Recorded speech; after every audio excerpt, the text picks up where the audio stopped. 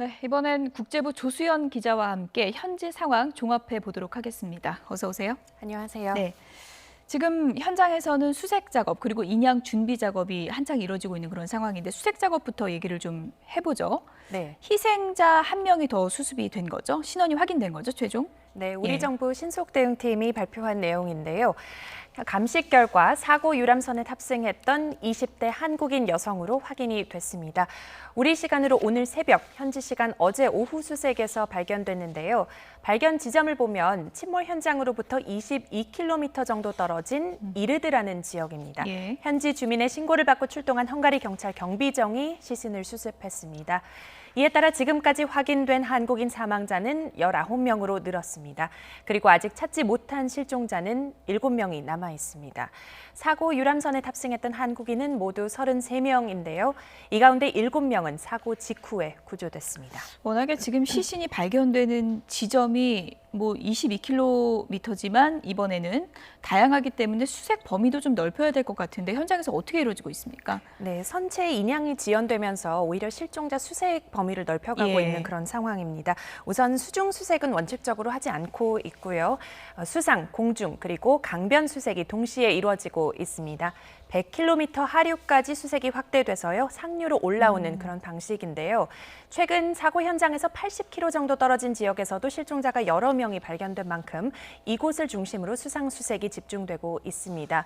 그런데 아무래도 가장 넓은 시야를 단시간에 확보할 수 있는 방법은 하늘에서 다뉴브강 일대를 쭉 이렇게 내려다보는 그런 방식이겠죠. 그래서 이 헬기와 드론을 동원한 공중 수색도 확대되고 있습니다. 한국에서 보낸 드론이 현장에 투입됐습니다.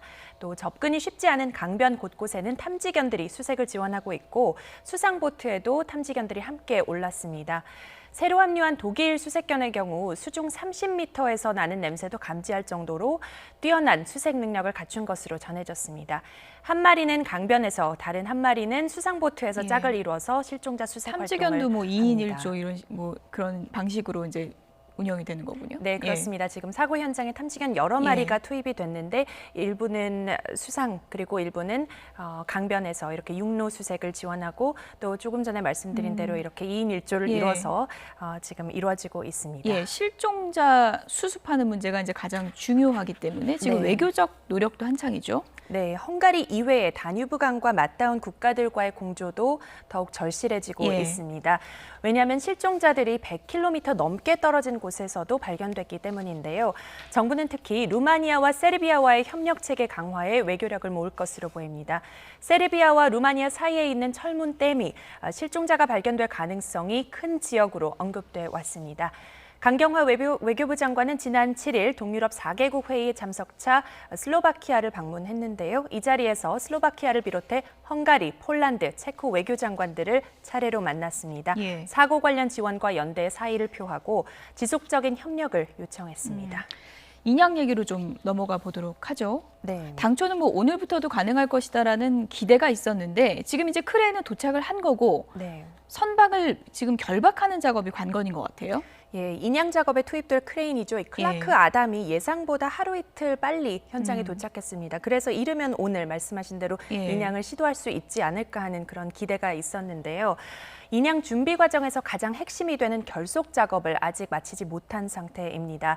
선박의 굵은 와이어, 철선 여러 개를 감는 작업인데요. 선미와 선수 그리고 그 사이 2곳 이렇게 해서 총 4곳을 중심으로 고정시키는 겁니다. 그러기 위해서는 와이어가 선체 밑과 강바닥 사이를 통과해야 합니다. 시청자분들의 이해를 돕기 위해 그래픽을 보면서 설명드리겠습니다. 네, 지금 화면으로 보고 계신데요. 와이어 가장 앞에는 위치를 잡아주는 바늘 역할을 하는 얇은 파이프가 있습니다. 이어서 실 역할을 하는 유도 와이어와 그리고 본 와이어가 이어지는데요.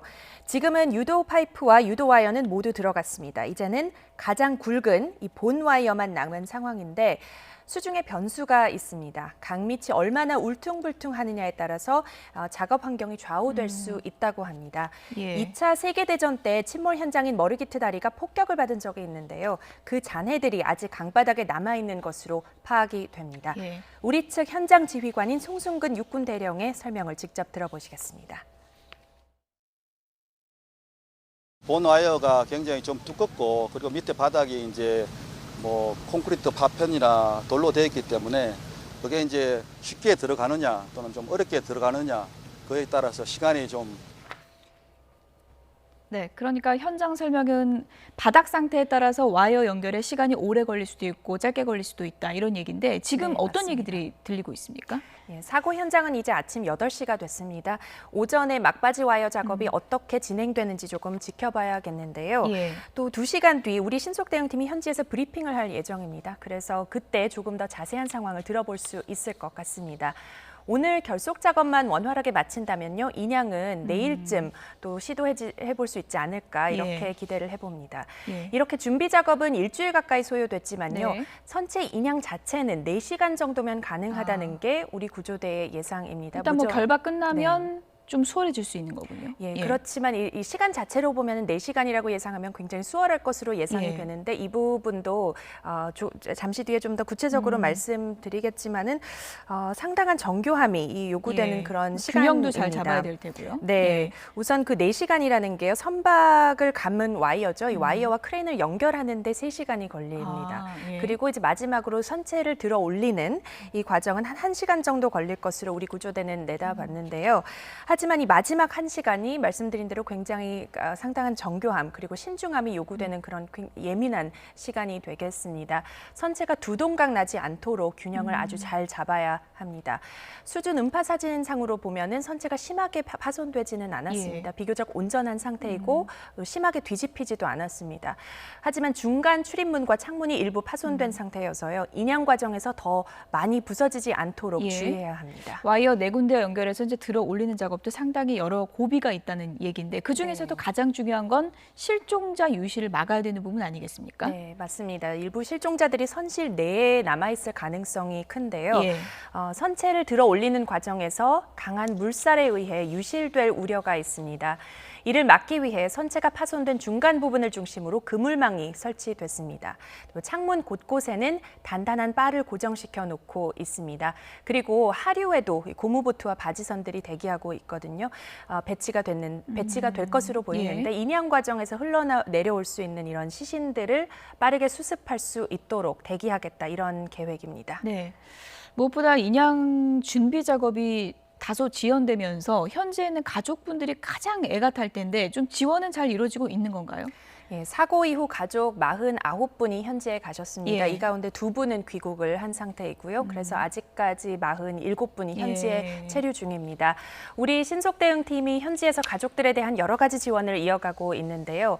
희생자들이 속속 확인되면서 이제는 장례와 운구에 집중하고 있습니다. 화장을 선택한 가족들을 대상으로 현재 화장 절차가 진행되고 있습니다. 여기에 필요한 증명서류 발급들이 그런 과정들이 있거든요. 그래서 예. 이런 행정적 절차 지원에 집중을 하고 있고요. 현지에서 가족들에게 매일 아침 상황을 브리핑하고 심리와 정서 상담도 계속하고 있습니다.